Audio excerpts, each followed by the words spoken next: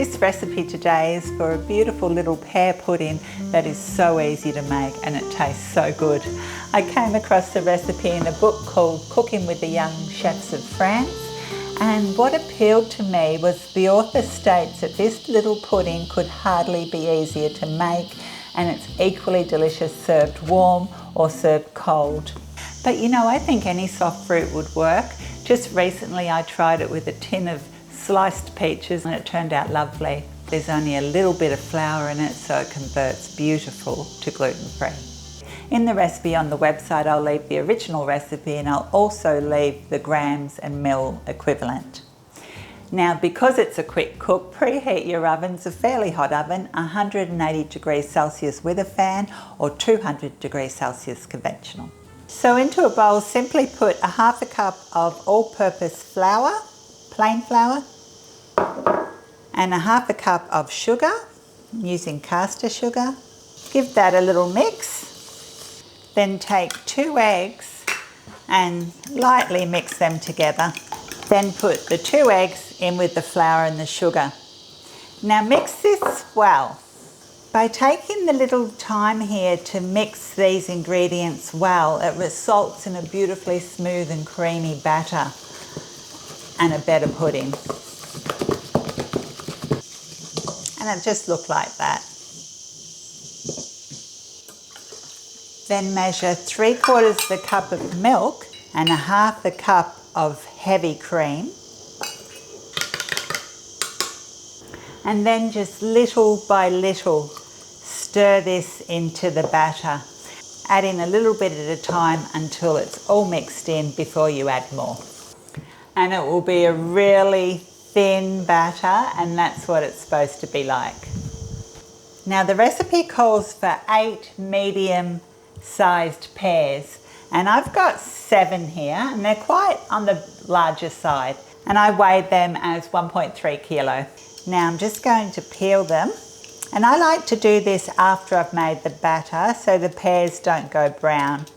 Do you know pears ripen from the inside out? So to test if a pear is ripe, you can't really look at it. You just squeeze up near the stem part up the top, and if it has a bit of give, it's usually ripe.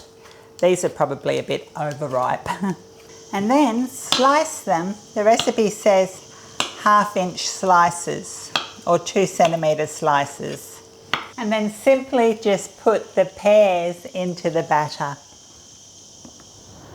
And there's lots of them. And this is what makes it so delicious. And I love the big slices. They just feel so generous when you eat it. And just fold that through the very thin batter. Now you'll need a 2-quart, which is 2 litres, 8-cup capacity baking dish or pudding dish, and I've even made it in a quiche dish. And the recipe calls for 3 tablespoons of butter, but I actually increase it by about 1 tablespoon because I find that this dish needs to be greased properly. And so I've just divvied up 30 grams chopped up, which will go on the top, as you'll see in a minute, and 30 grams just for grease in it. Then simply put the pears and the batter into the pudding dish. And then take 1/4 cup of sugar, and I'm using caster sugar, and sprinkle it evenly over the top. And this is a beautiful addition. It sort of caramelizes. And then there are served little bits of butter, and just dot that over the top. And that's 30 grams here. Now this goes into the middle shelf of the hot oven for between 40 to 50 minutes until it's lovely and golden brown and bubbling. So today this took closer to 60 minutes, and it's super tender and it's cooked and very, very hot. I'll leave it a few minutes and then I'll spoon some up, but it smells beautiful. The pears have gone all soft.